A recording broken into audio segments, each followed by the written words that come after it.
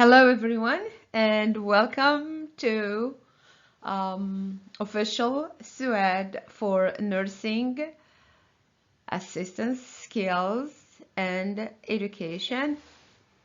So our lesson or presentation today is going to be about the rule of nursing assistant. So which always this presentation is prepared by me, SUED, and my qualifications are right there.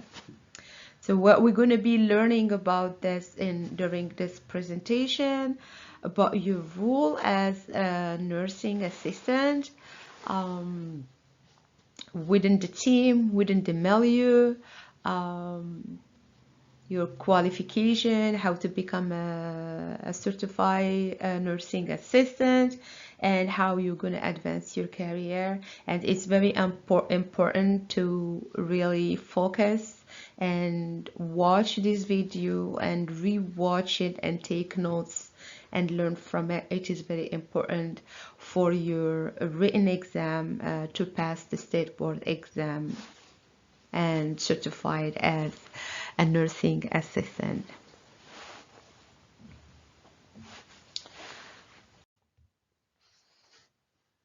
So as I said, let's see what is an interdisciplinary health team. And as you see, the picture can tell you that we can see doctor, we can see nurses, we can see a social worker, we can see a physical therapist, we can see you, and you can see an RN also. So a team, interdisciplinary healthcare team. It's very important to provide or to deliver a healthcare system to a patient or to a person that need healthcare services. All healthcare services consumer, as we mentioned in the previous presentation. I told you also, as you say, it's written right there. It includes also a patient and the patient family, and me and you, a physician and therapist or kind of therapist.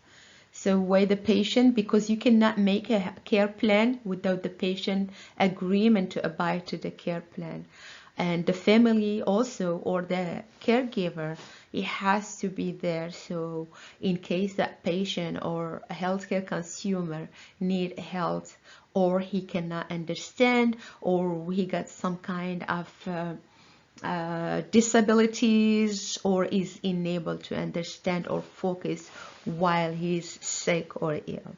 So the family members are a part of the team. Like if I'm talking about kid, you're not going to tell the kids to take those medication and you're going to talk to the parent, and the parent are family member. So the team is very important to provide a care for your patient, your residents, and your client.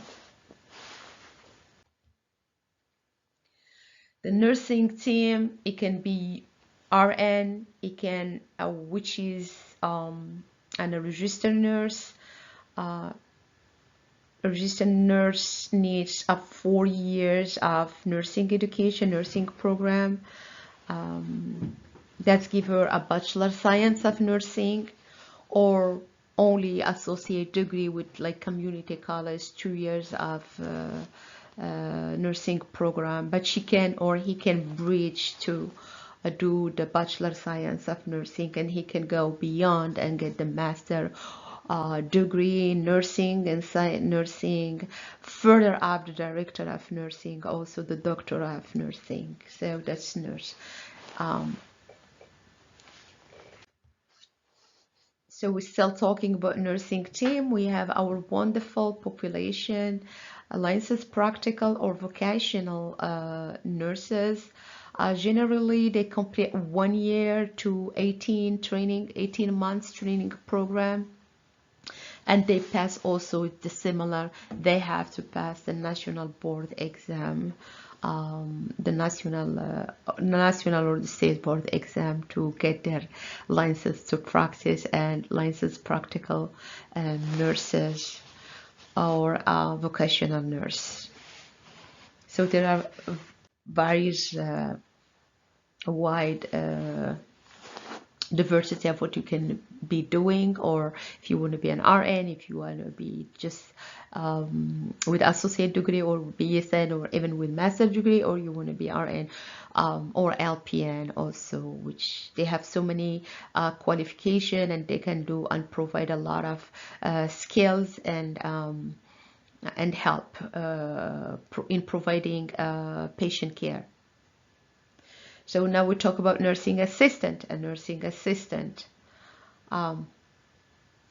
always work under the supervision either of our RN or registered nurse, or licensed practical nurse also. However, they grow and learning while they can during performing their career. So when you're working as a nursing assistant, so you're learning, you are advancing your skill and your knowledge, and you can go further, you can do a lot of things, and you can go and continue your education to do more, to be more helpful, and to advance even your life too. So we're still talking about the teamwork. We have to learn to work together, because none of us work with a parent or siblings. Not all of us have their own businesses or company, so we don't work for ourselves, we work for others, and we don't know, we didn't hire those others, so the company or the employers hire them. So wide diversity of people and population, we have to learn to work with each other. You have to work to learn with each other. You're going to keep your attitude or your madness or whatever, sadness or problem in your home, and you come with this positive attitude to provide care to your patient and to work with another person within your team. Teamwork is very important. It's very important to maintain or to obtain the care plan, to maintain, to obtain, and to provide care to an individual.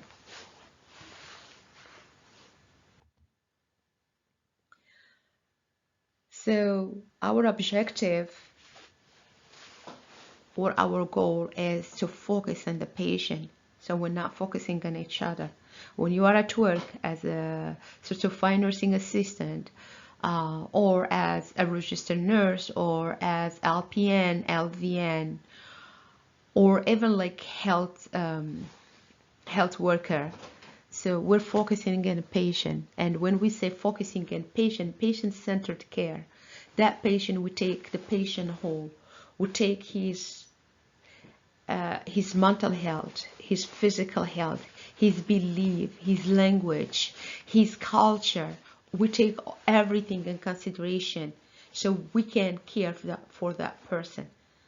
And all as a team, we have to take those variables, we have to take those elements in consideration, because if we don't take those elements in consideration, it's not going to work. That we're not going to help that patient or that individual to heal or to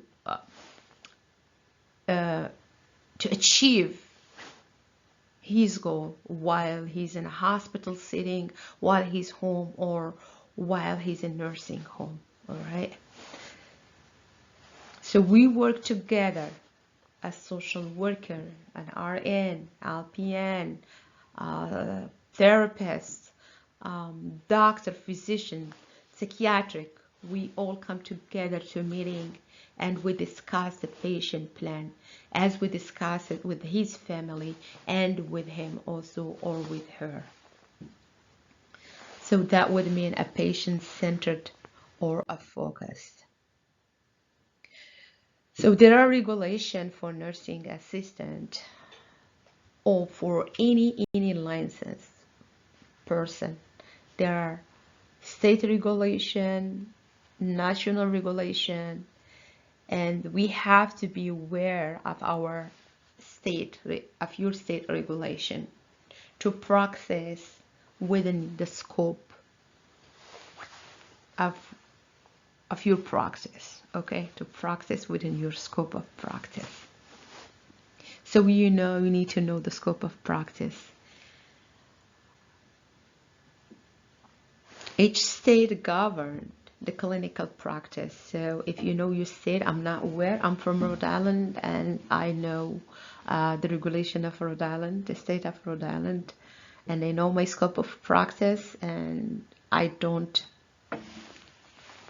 pass them. I just stay within that scope of practice. Sorry. So the state established a minimum requirement for nursing assistant competency evaluation program. So not me, not the school, it's the state. So the regulation comes under the National Council of State Board of Nursing. And we also, within that big umbrella, the National Council of State Board of Nursing, we find the Nurse Aid Competency Evaluation Program, NACIP. We have the OBRA also.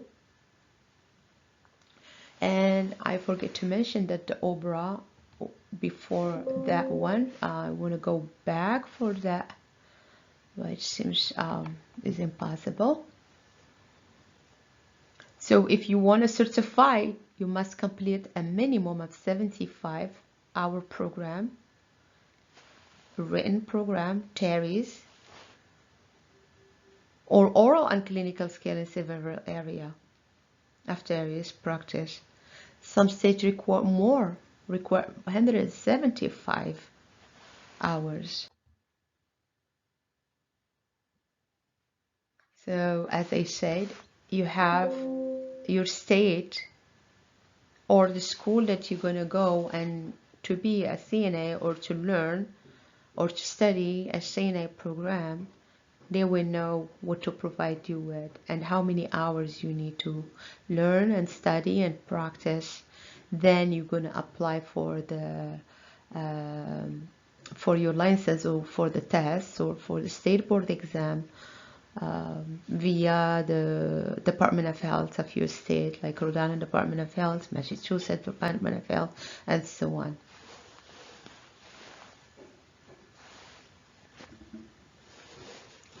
So let's see about line of authority. Of course, you're not going to work by yourself, and I say it's a teamwork, but we have line of authority.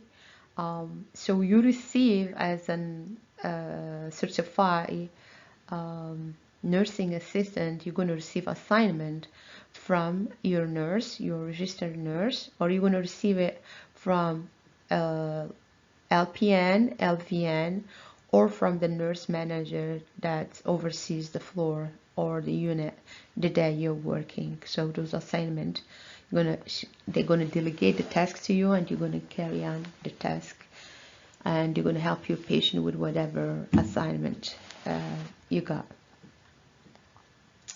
One of the assignments that you may need, and you're gonna learn about it, and I believe so many candidates struggle with it, is a blood pressure.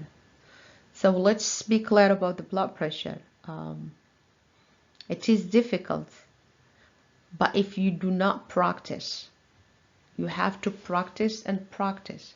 If you are in a program or if you just start learning, you have to practice. Get your machine, manual blood pressure, and practice. And your family member, practice in your guests, practice in your colleague at the classroom. Just practice. Once you practice, you master the skill. If you don't practice, we know that you don't practice during the evaluation. We know the way you put the calf, the way you communicate with your patient or with your partner. We know, and there are like steps in that, to which we'll go over during our skills or demonstration. And when say the line of authority, let's go back to line of authority. You take your assignment from your RN, from your RPN, or from the nursing supervisor. As a nurse, she takes her assignment from her manager or from somebody else. We take order from doctor, we take order from psychiatric, we take order from, we have to respect that. And there's nothing wrong with that, because you work within the scope of your practice. You don't go beyond it. The guidance, as you receive a task or you assign a task by your RN or supervisor, they are there to guide you, to help you. If you have a question, don't be confused. Ask those questions. If you have doubt, stop the task or stop the scale and just ask a question. Do not do things that you did not learn or you don't know how to do it, okay? You do not do that because you may injure yourself or you may injure a patient or you may get a legal liability. So you don't want that to happen. And when you're performing a task, you have to perform it the way you learned it. So don't invent the wheel and do it differently. Things might go wrong, okay? So perform the task the way you learned how to perform it. If you have a doubt, if you have a question, don't think that you're stupid or don't be shy to ask, all right? Having said that, we move to our next slide. So I've been seeing nursing assistant scope of practice. Let's talk about it or widely or more clear about this scope of practice. Meaning that you are legally permitted to perform by state. The state has your scope of practice. All right. Job description. When you get a job offer, they're going to give you a piece of paper that have, or before you accept the job, you're going to read the job description, what you're going to be doing. Once you're familiar with the job description and once you're familiar or you feel comfortable performing and you know them, then you agree that you're going to that the job, that's the description, whatever the scale or the job description is saying. So none of the employers will have you work or do things that you cannot do because they know. If you are a CNA, they know what are your scope of practice, okay? State by state. If you are an RN, they put a job description based on the scope of practice of the national scope practice or the state scope of practice, okay? If someone asks you to do something that you never heard about, you never learn about, don't be shy. Don't get scared. See, they're gonna fire me if I don't do it. They'd better fire you than getting harmed or harm your patient. If you don't know, you don't know. If it is within the scale of your if it is within the practice or the scope of your practice, then you need to learn it. But you're not going to learn it on your own. You're going to ask your supervisor, you're going to ask your RN, and you're going to go to the books and find out how you do it right. But I bet you will be all set because when you get certified, you are certified. You know what you're going to be doing. So we don't send CNA out there not knowing that they can do the basics. All right.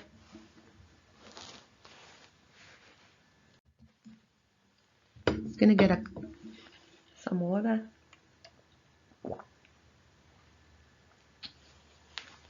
It is so cold. I couldn't put my coat, so I'm so cold and I'm just warming myself here. So it's very important that you are the first and the most important person in the team, within the team, okay? Because you work directly to patient, you work directly with the patient. You see what probably RN doesn't have time to see. So if you come to me and say, you know what, I think patient's eyes are red, that's it. You did a great job. So you're going to leave it for me.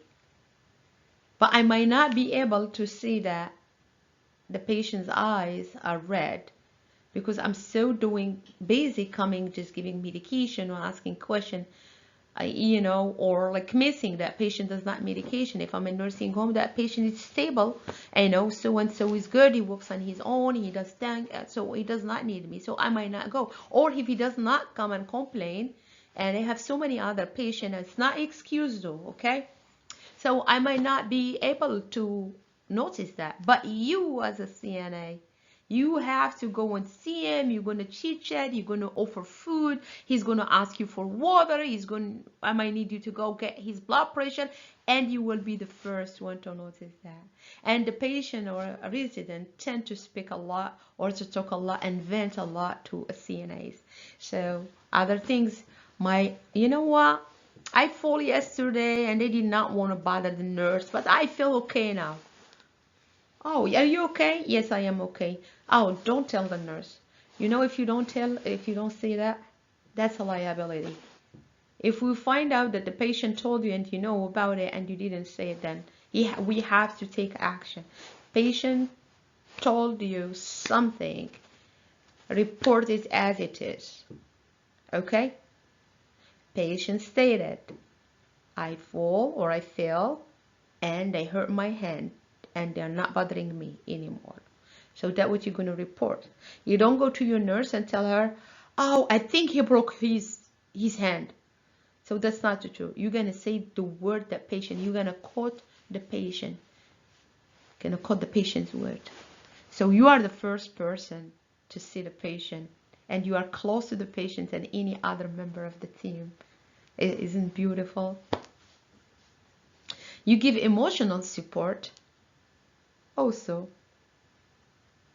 a patient, he is like, oh, I miss my kids. I haven't seen them. The holidays are here. Oh yeah, I know it's the holidays here. I do understand that. Yeah. I bet it's hard. Yeah. You don't tell him, don't worry, they're gonna come and see you. Oh, come on. Those are kids, those time. You don't do that. You confirm what the patient is saying. Just remember this. When we say gives physical care, well, our patient that they cannot bathe themselves, our patient that they cannot go to the bathroom by themselves, our patient that they need to be in a wheelchair, so you're really giving, they cannot dress up themselves, they cannot feed themselves, so you are giving that physical care. So you are close a person in the team or interdisciplinary team, you are the close one to the patient. Expand the scope of practice. In some states, sometimes in organization and hospital, they extend the scope of practice of a CNA. It's okay. They teach you how to do that skill. For example, I was surprised when I get like a patient, I was working in a hospital and they have to give a CNA an enema to administer to a patient with constipation. So that's possible also. There are some CNAs that they draw blood also, but depend on the organization where they work and of course the state. And it's really that is like expanding your skills, your knowledge, is advancing your career. It's so beautiful too. But if you know how to give enema, if you know how to do IV, you don't volunteer in a place to do them if that place is not allowing you to do it. Okay? Just be careful.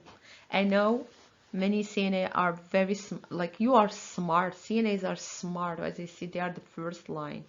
And they know a lot and they know a lot about patient, about the establishment they work in, and probably they are at the school, like they are about to be on RNs, and now they are ahead. That they want to start on AV, they want to do. But listen, you're still a CNA. You are still a CNA. So just do as much you can. Just practice within the scope of your practice, within the scope of practice that your state is stating for you. All right. Also, some CNA can give an AKG, which is like the electrocardiogram, those electrolyte for heart waves. So it's depend on where you work and which state. And comes into display also personal vocational adjustment. So personal vocational adjustment, and we're talking here when you're working, how to adjust yourself within the environment, that the milieu you work, okay? So we have interpersonal relationship, R/S, interpersonal relationship. So how I have a relationship, professional relationship, between me and my colleague and the milieu where I work, between me and another CNA, between me and my doctor, between me and RN, between me and my manager. I have to have the qualification and the skill to communicate. I have to be one of the team, one member of the team. Have to interact appropriately.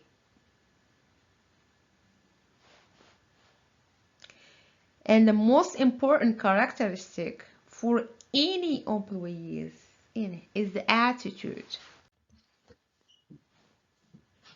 What attitude you bring to your work. Positive attitude is the most important presentation. When you come to your work happy, not necessary, but at least with a smile, because happiness is not guaranteed every day. But you leave your problem at home. You don't bring it with you, because patient has nothing to do with your problem. Colleague has nothing to do with your problem.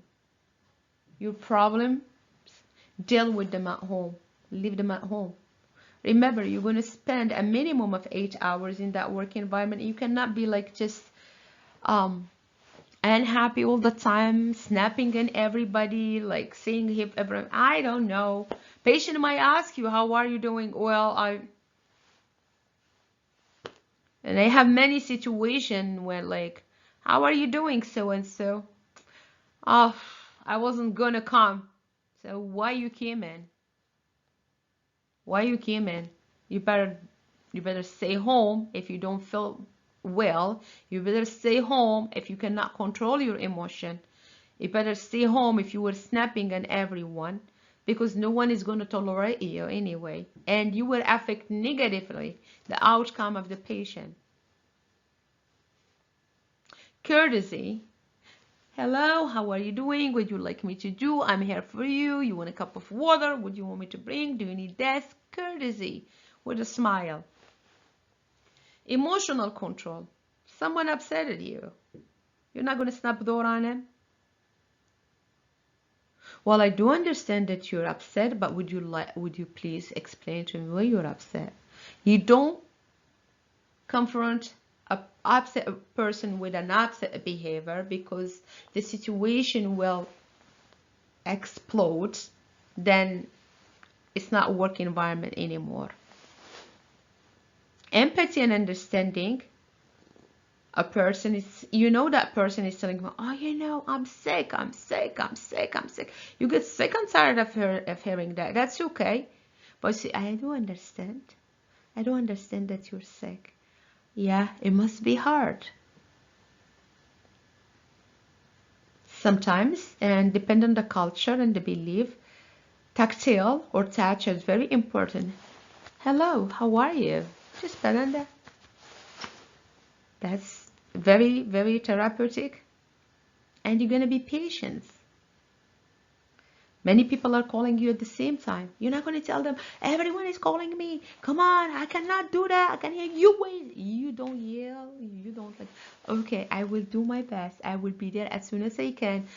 It's a positive attitude. Trust me. That's what helping me with my career. And that's what helping me to succeed. Trust me. I know work is hard. I know we need to wake up, we need to get into our shower, we need to do so many things, and we still have so many things to do at home. And sometimes you don't even want to move from your bed, but it's okay, because it is life. You need to survive. You need to work. You need to be productive more than consumer. So patient's relationship, it has to be therapeutic relationship. Okay? I'm not going to ask her personal questions because it's none of my business. Your role is to meet the patient needs, social needs. So a patient has a friend coming or a family member coming. So I'm welcoming both of them, and I'm giving them privacy to talk and speak and chit chat. A social need. Spiritual need. If patient want to see a chaplain or want to go to pray, I'm going to help that patient to go. Or I'm going to go to chaplain for him. Or I will ask my nurse to do so. If my patient is crying, I'm saying, I'm patting, asking permission, and just understand the feeling. Don't lose the compassion, you know. I know it's tough. What do you mean meeting patient's family needs? Well, you have patient. What are you going to do with the family? Well, the family and friend are very concerned about their loved one. But they're concerned. They want to see what medication he's taking. Is he showered? Did he eat? Did he drink? Did he went to groups and interaction, social interaction? They want to know. Or their loved one just in the bed 24 hours or 24 hours. Did he get enough food? Did he get enough drink? So you may get upset because they are asking you. The friend came and asked you the same question. The kids came and asked you the same question. You might get frustrated, but just bear. Just be patient with them and just answer the question as much as you know. There are questions that you might not be able to answer. Just refer them to the nurse or the patient, the person in charge. And sometimes you need to do nothing. Just listen. Just listen. And reflect on what you're listening.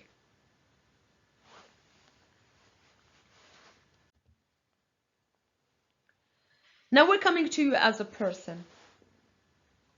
And we're really, it's very important your presentation, how you present to work. Very, very important. Grooming, hygiene, the way you're dressing up, very important. That will tell me which person you are. If you're really happy coming to work or something is going on with you. In all the state, I think uniform is number one. Or is hospital code dress or nursing code dress, except for like assistant living, but it's okay. The grooming, do you smell? Is your hair all over the places? Long nails. If I see long nails, I don't think you can do the scale with those long nails. As soon as you put those gloves, you're going to break. If I'm asking you to take blood pressure and you're trying to put the snap the blood pressure with those long nails, I don't think you can do it. Even writing in a computer with long nails, even not doing even patient care. Well, those long nails and the hair like dropping off, you're going to collect, you're going to harbor germs.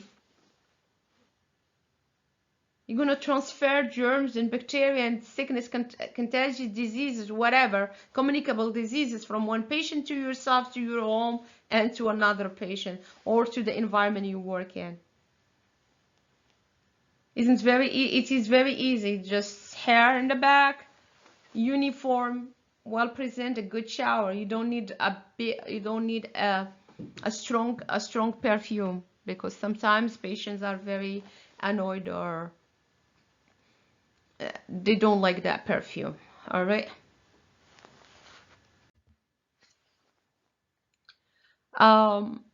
Also, I think we're going to talk about it in another slide about like people they smoke. If people goes like a CNA or any healthcare um, individual go out and they smoke, just remember that smell is too much for people they don't smoke, for elderly and for sick people. So once you come out from smoking, just go to a sink, wash your hand, gargle with something, put a gum in your mouth, and then go to your patient because it smells. And as a person, I don't smoke, I don't like the smell of it.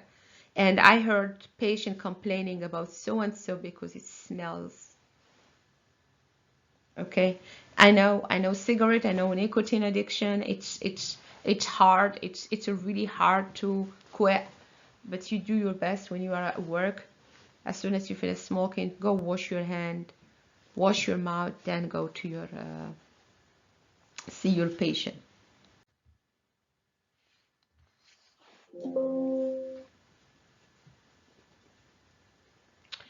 So we are now in the last part of this presentation. We have a quiz here. It's true or false question where I'm going to try to put them in all my presentations.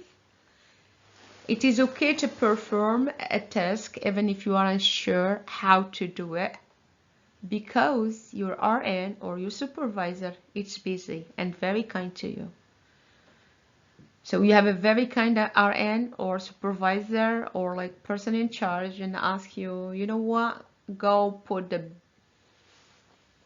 oh, go give those pills to a patient or this medication.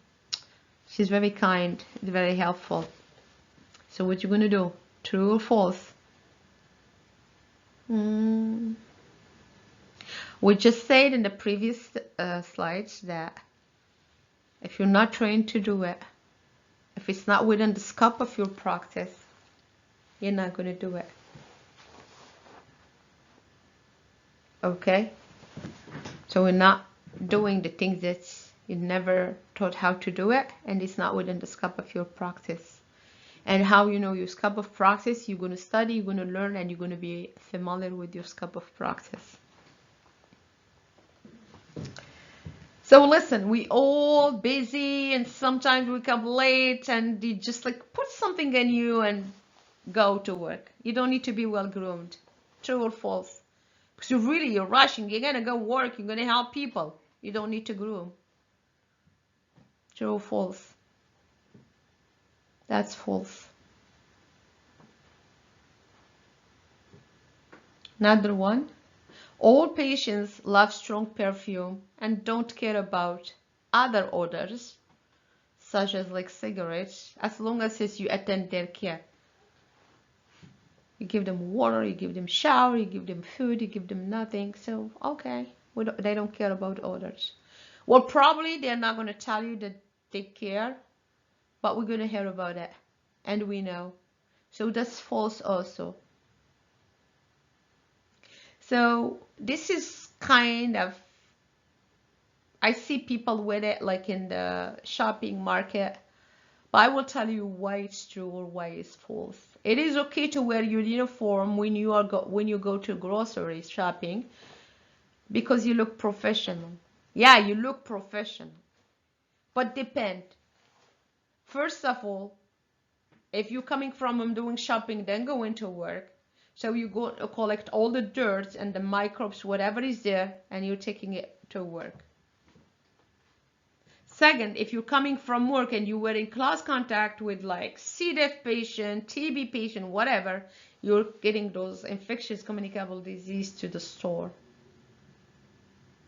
So the best things to do, you wear your uniform at home, you go work. As soon as you come in home, the first thing to do is to drop off that uniform to be washed. Dress up, then go say hi to your kids or your family. So actually all those true or false, they were false. Remember, they are very important. We have multiple choice here. A nursing assistant who has a question regarding an assignment should properly ask who? Well, who gave you the assignment? So the person who give you assignment is the person you ask about the assignment. The physician or the doctor give you assignment. The charge nurse give you the assignment. Physiotherapist give you assignment. Administrator give you assignment. I believe the charge nurse give you assignment. So you go back and ask her the questions.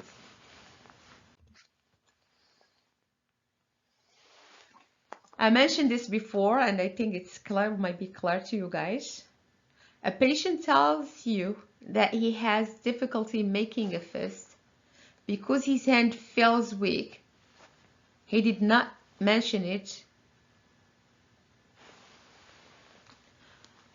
to the nurse. So what you should do? Weak. And he didn't mention it to the nurse. So what you going to tell him? Just ignore it. Because he should tell the nurse himself. You're going to tell another assistant, like another CNA. You're going to tell the nurse, or you're going to tell the physician. Who is your charge nurse? Who give you the assignment? Whose patient is that? Sometimes in a unit we have I have 3 nurses, 2. So whose patient is that? So and so. So tell the nurse, his nurse, and his nurse will tell the physician if needed after assessment.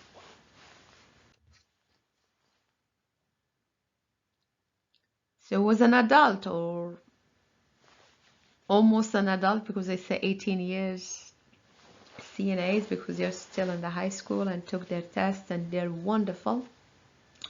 How you demonstrate maturity? Give you an assignment. You rush through it? Or to feel like mature, you have to disrespect your coworker, like say, come on, I know how to do it. Like make a problem. Or bending the rule. I'm not going to do it. It's not my work. They give me a lot of assignment. I'm not going to do it. I came across those situations too. Or reporting for duty on time. So maturity and responsibility is to be on work on time and to be well groomed, well presented, and ready to go.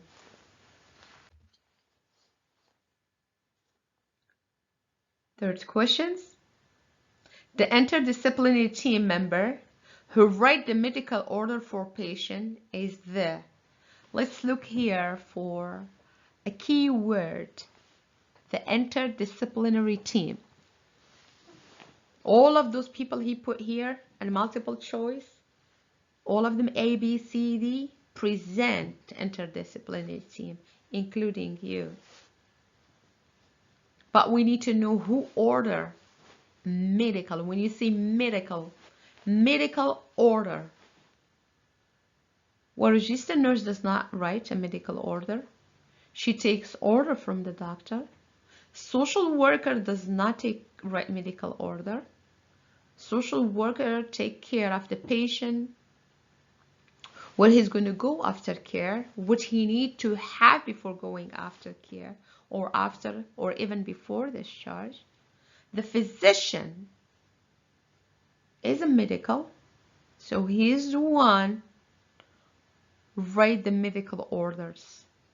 Dietitian has something to do with food. Is my patient diabetic? Is my patient have or has a heart problem, so he has to be on cardiac diet or diabetic diet, or has to be on a soft diet, or has to be in blended diet, or water restrictions, fluid restrictions, sugar restrictions, salt restriction. That's the dietitian, what he's there for. So now we finish the role of CNA on this presentation. As I said, is prepared and presented by me, Shamsu Chatayan. I'm an RN, Bachelor Science of Nursing, Master in Health Education, Certified Case Manager, and Certified School Nurse Teacher. Also, I love to teach. I created this channel because really I was going to open a school myself, but it's so difficult and so expensive to rent or to buy a local to do what I want to do. But the plan in the future, I will do it definitely. So thank you for watching. Please subscribe, like us, and comment. Should you have any question, please again do not hesitate. We will be constantly reviewing the comment and answering your questions. Thank you for following official thread for nursing assistant skill and education. Any suggestions are welcomed. Have a wonderful day. Bye bye.